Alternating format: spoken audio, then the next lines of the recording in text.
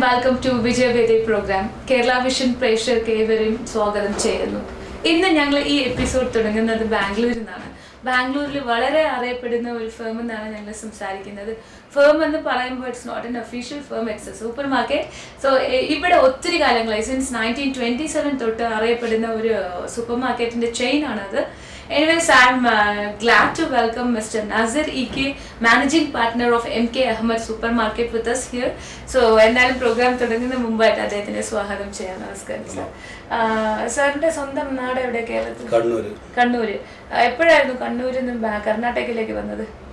ഞാൻ വന്നത് 79. പക്ഷെ M.K. Ahmed സൂപ്പർ മാർക്കറ്റ് എന്ന് പറയുന്നത് സിൻസ് 1927 ആണല്ലോ. അപ്പൊ നിങ്ങളുടെ ഏത് ജനറേഷനിലാണ് തുടങ്ങിയത്? എന്റെ ഗ്രാൻഡ് ഫാദർ തുടങ്ങിയതാണ്. അപ്പൊ ഗ്രാൻഡ് ഫാദർ തുടങ്ങിയപ്പോ നിങ്ങൾ എങ്ങനെയാണ് 79 വരുന്നത്? അപ്പൊ നിങ്ങളുടെ അച്ഛനും ഇത് നോക്കി? അതെ, അതിനുശേഷം എന്റെ അച്ഛന്, ഇപ്പം അച്ഛൻ റിട്ടയർഡ് ആയി, ഇപ്പൊ ഞങ്ങളാണ് നോക്കുന്നത്. അപ്പൊ നിങ്ങൾ 79 വരെ അവിടെ ആരൊപ്പമായിരുന്നു? എവിടെ? നാട്ടില് ഫാദർ മദറൊക്കെ ഉണ്ട്. ഫാദർ മദറൊക്കെ ഉണ്ടായിരുന്നു. അപ്പൊ ഫാദർ എപ്പോഴായിരുന്നു ഇവിടെ വന്നത്? ഫാദർ വരും പോവും, സ്ഥിരതാമസം ഉണ്ടായിരുന്നു. എനിക്ക് അതാണ് ഒരു കൺഫ്യൂഷൻ. നിങ്ങൾ 79 വന്നു, പക്ഷെ അതിന് മുന്നേതായിട്ട് നിങ്ങളുടെ ഫാദർ എടുത്ത് നടത്തി എന്ന് പറഞ്ഞു. അപ്പൊ ഫാദർ വന്നും പോയിട്ടിരിക്കുന്നുണ്ടായിരുന്നു. പിന്നെ മുത്തശ്ശന്റെ അടുത്ത് ഇത് തുടങ്ങിയ കാലഘട്ടത്തിനെ കുറിച്ചൊക്കെ ചോദിച്ച് മനസ്സിലാക്കിയിട്ടുണ്ടായിരുന്നു. കുറേശ്ശെ. മുത്തശ്ശൻ ഗൾഫിൽ വർക്ക് ചെയ്ത ആളായിരുന്നു? ഇല്ല. മുത്തശ്ശൻ ബാംഗ്ലൂരിൽ വന്ന് ചെറുതായിട്ടൊരു ഷോപ്പ് തുടങ്ങി, ഗ്രോസറി ഷോപ്പ് 27. അതിന് പുള്ളിയുടെ കാലശേഷം എന്റെ ഫാദറാണ് അവരെ മൂത്ത മകൻ, പുള്ളിയാണ് പിന്നുള്ള ബ്രാഞ്ച് ഒക്കെ ഇവിടെ ഡെവലപ്പ് ചെയ്തെടുത്തത്. അപ്പൊ ഗ്രാൻഡ് ഫാദർ ഒറ്റൊരു ഷോപ്പ്, അത് കഴിഞ്ഞിട്ട് നിങ്ങളുടെ വാപ്പയാണ് കംപ്ലീറ്റ് സ്പ്രെഡ് ചെയ്യുന്നത്. അപ്പൊ നിങ്ങളുടെ വാപ്പയായിട്ട് എത്ര ബ്രാഞ്ചസ് തുടങ്ങിയിട്ടുണ്ടായിരുന്നു? എന്റെ വാപ്പയായിട്ട് ഒരു 5 ബ്രാഞ്ച് തുടങ്ങി ബാംഗ്ലൂർ തന്നെ.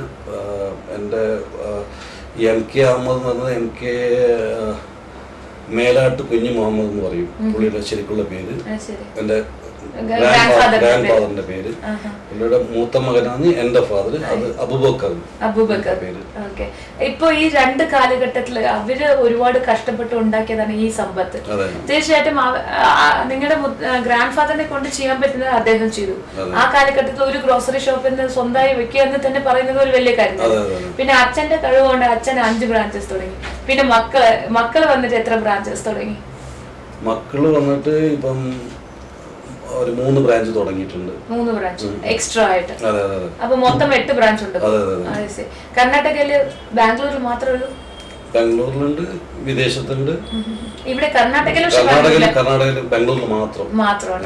ഇവിടെ എങ്ങനത്തെ ലൊക്കാലിറ്റിയിലാണ് നിങ്ങളുടെ MK അഹമ്മദ് റീറ്റെയിൽ? ഞങ്ങളതെല്ലാം റെസിഡൻഷ്യൽ ഏരിയയാണ് തുടങ്ങിയത്. പിന്നെ ഈ ഗൾഫിലുണ്ടെന്ന് പറഞ്ഞില്ലേ, ഗൾഫിലുള്ളതും ഈ MK അഹമ്മദ് എന്നുള്ള പേര് തന്നെയാണ്? അല്ല, അത് MK supermarket, MK Ahammed ഇല്ല. ഇപ്പൊ ഈ ഇവിടെയും അവിടെയുമായിട്ട് നിങ്ങൾക്ക് എങ്ങനെയാണ് ബിസിനസ് മാനേജ് ചെയ്യാൻ പറ്റുന്നത്? ബിക്കോസ് ഇവിടെ തന്നെ അച്ഛൻ തന്നെ 5 ബ്രാഞ്ച് തുടങ്ങി എന്ന് പറഞ്ഞപ്പോ എനിക്ക് മനസ്സിലിങ്ങനെ ഓടുമായിരുന്നു, എങ്ങനെയായിരിക്കും ഈ 5 ബ്രാഞ്ചിൽ ഒരു വ്യക്തി തന്നെ ഇങ്ങോട്ടും അങ്ങോട്ടും പോകുന്നത്? അതൊരു സാധ്യമല്ലാത്ത കാര്യമാണ്. അപ്പൊ ആരായിരുന്നു നിങ്ങൾക്ക് സപ്പോർട്ട് ചെയ്തത് ബിസിനസ്സിന്? സപ്പോർട്ട് ചെയ്യുന്നത് ഞങ്ങള് മാനേജേഴ്സ് ഉണ്ടാവും. മാനേജർ എന്ന് പറയുന്നത് ഞങ്ങളെ റിലേറ്റീവ്സ് ആയിരിക്കും, പുറത്തുള്ള ആളല്ല. അതാണ് ഞാൻ കണ്ടിട്ടുണ്ട് ഒത്തിരി സൂപ്പർ മാർക്കറ്റ്സിൽ അതിന്റെ ഓണറിന്റെ റിലേറ്റീവ്സ് തന്നെ ആയിരിക്കും അവിടുത്തെ സൂപ്പർവൈസേഴ്സ് ആയാലും മാനേജേഴ്സ് ആയാലും. പിന്നെ നിങ്ങൾ എത്ര ബ്രദേഴ്സ് ഉണ്ട്? നിങ്ങള് 4 പേര്. 4 പേരും ഇപ്പൊ സെയിം ഫീൽഡിൽ തന്നെയാണോ? എന്റെ ഒരു സിസ്റ്ററാണ്, അവരുടെ നാട്ടില്. ഞങ്ങൾ 3 പേരുണ്ട്, 3 പേര് ഇതേ ഫീൽഡിൽ തന്നെയാണ്. പിന്നെ ഈ വിദേശത്തിൽ തുടങ്ങിയത് ആരാണ്? ഞങ്ങൾ തുടങ്ങിയത്, ഫാദർ അല്ല, ഞങ്ങള് മക്കളായിട്ട് തുടങ്ങിയത്. വിദേശത്ത് എവിടെയാണുള്ളത്? ഷാർജയിലാണ്. ഷാർജ എന്ന് പറയുമ്പോൾ അവിടെയൊക്കെ നമ്മുടെ ഗൾഫ് കൺട്രീസിലൊക്കെ നമ്മൾ ഒരു അറബിന്റെ ലൈസൻസിലാണ് നമുക്കായിട്ട് ഒരു സ്വന്തമായിട്ട് എടുക്കാൻ പറ്റില്ല.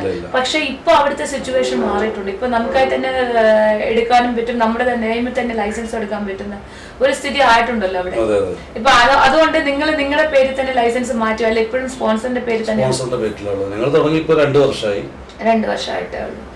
ഷാർജയിൽ എന്ന് പറയുമ്പോൾ നിങ്ങൾ ഇവിടുത്തെ മാതിരി അല്ല ഇവിടെ എന്ന് പറയുമ്പോൾ നമുക്ക് ഒരു 2nd ഗ്രേഡ് അല്ലെങ്കിൽ 3rd ഗ്രേഡ് വെച്ചാൽ ഇവിടെ മൂവ് ആവും.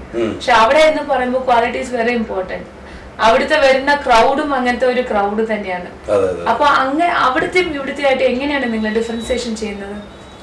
ഡിഫറൻസിയേഷൻ ഞങ്ങളെ ഇപ്പം ഈ സൂപ്പർ മാർക്കറ്റിലൊക്കെ അവിടെ വരുന്ന കസ്റ്റമേഴ്സ് എന്ന് പറഞ്ഞാൽ ഇന്ത്യൻസ് തന്നെയാണ്.